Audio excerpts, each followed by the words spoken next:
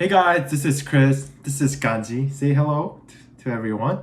In this video, I'm gonna teach you what you need to prepare before you're getting your first leopard geckos. Without further ado, let's get started.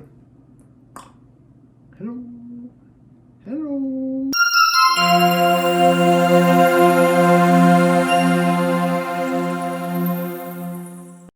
So in this video, I'm going to go over some of my tips that I would like to give you before you're getting your first leopard gecko. So watch it till end, and once you get these basic knowledge, you should be all good to go and you'll be more prepared than those people who are just getting started with the leopard gecko. There are 6 things that I would like to share today, which are natural background, food and supplements, housing, substrate, setup, and equipments.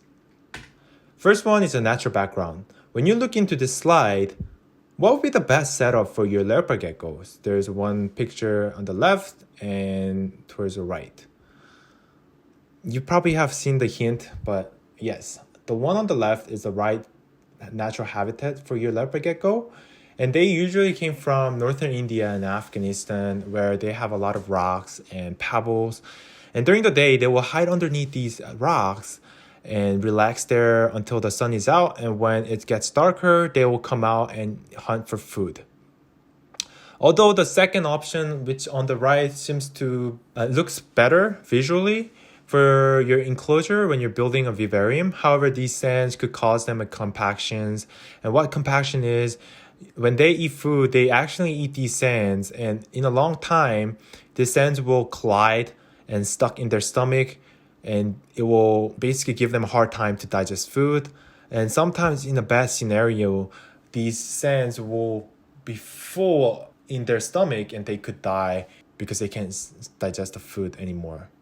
It disturbs with their digestive system, basically. The another one is a food. Food is very important, and the top 3 that I recommend is mealworm, crickets, and dubia roach. And from my experience, they tend to like the ones that are moving. So don't try to get something that is dead and packaged in the local shop. I would just buy a small amount of every insect and try it out and see what your leopard gecko likes the most. And stick with it for a couple of days or a couple of weeks. And you can try other ones as well. However, when it comes to breeding seasons, I would recommend feeding waxworms because it has a lot of fat content. And for females, when they're paired with the males, they lay eggs every year. And while they're laying eggs, they use a lot of energy. And those energy mostly comes from fat. So if you don't have enough fat for your females, they could lay infertile eggs, or sometimes they could get a lot of stress while they're laying eggs. And it could turn out to be a bad conditions for your leopard gecko. So always give them enough nutrition, a lot of variety of nutrition so they can be healthy all the time. When you're feeding these insects, make sure you get the right size, and the most recommended size will be something that is smaller than their head size. As they grow, they get bigger, so you can try something that is bigger, but don't try to go above bigger than their heads because it could cause a choking, throw up, and there are a lot of other issues, but make sure that you get the right size for leopard gecko, and the amount should be their head size. If you're feeding these insects and looks like that is about their head amount, then that should be good. While you're feeding these insects, you also want to include supplements because they're nocturnal and they don't get enough sunlight during the day. So you want to fulfill those vitamins with these supplements. For example, if you're a person who go to gym, you need muscle, right? In order to build that muscle, you need proteins. It goes same thing for leopard geckos. They get these other nutrition stuff from these supplements. So if you feed these supplements with the calcium and multivitamins, they'll be healthy. And sometimes if you're not feeding enough these supplements, they could have a bone disease.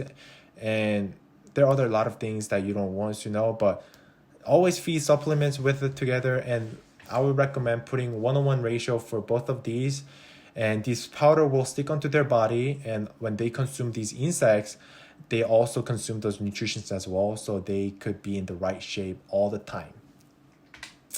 For housing, there's 2 options that I can think of right now. One is a Rex and the another one is vivarium. Rex is good for people who are breeding a lot of leopard gecko because it saves time for cleaning and it saves a space.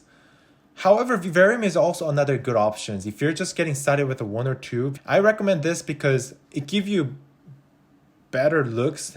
It's very decorative when you're putting it in your rooms or living room, anywhere in your house. So if you're just thinking about getting a pair or one, get a vivarium and set up something like this. This is a good example. And the size should be somewhere 10 to 30 gallon for vivarium, not something that is bigger than 50, because when they just get shipped to your locations, you want them to adapt into the new environment, and the bigger it is, it takes more time for them to get used to it. And also you want to put these resources close to the hive so they can have a full access to water and food when they're hungry or dehydrated. For rack system, the best size will be the shoebox size, which is somewhere between 15 to 32 quarts. That should be all good to go for Leopard Gecko. Although it does sound and looks much better when you have a bigger space for Leopard Gecko, but Leopard Geckos don't really think like humans. They feel more safe and secure when it's small. So having a shoe size is not really that bad. And it is proven. That's why a lot of breeders use the racks, because it saves their time cleaning and saves a lot of space for them too when they're having multiple leopard geckos. Oh, and also the another one that I do recommend, although this picture does look the best, one thing that I would recommend is take out those lights. They're nocturnal, so they don't like lights at all. Take those lights out and have a heat mat or heat tape underneath the ground so that they could get the belly heat. They're cold-blooded, so they need some kind of heat source to digest food. And also, another one is provide cool zone and hot zone. So when it's too hot, they can move to the cool zone to chill. And when it's too cold, they can move out to the hot area so they could kind of digest more food.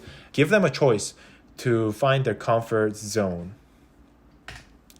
Substrates.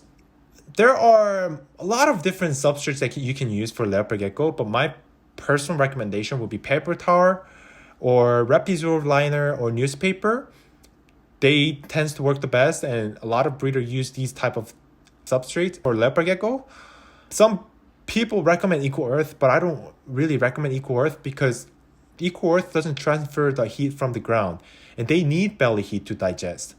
So I don't recommend Eco Earth. And Sand Mat does look really good when you are having a vivarium. However, these sand mats do cause a smell in a long period of time, so you end up have to replace to new sand mat, and it costs a lot of money to do that. So if you want to go with the cost efficient way, then I would recommend those top three. And paper towel, it doesn't have to be the specific one.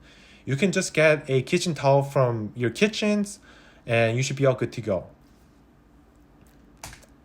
Setup, very simple. Water bowl, food dish, hides.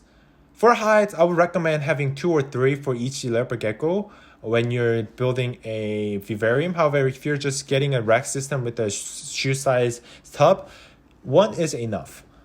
I recommend multiple hides because they usually stay most of their time in the hides, so it's better to have a multiple places so that they could hide in a multiple places in different day and try out different places, you know.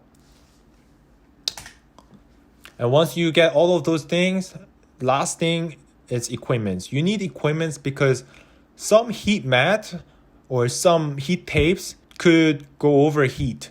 In order to prevent those, you want to have these thermostats where it sets into the right temperature. And one of my favorite ones is a Vivarium Electronic, not affiliated with this brand. I just like this brand a lot because they have a good reputation and they've been doing this for a long time. So there's a very little bit of a chance of getting these machines with the malfunctions. It does cost a little bit.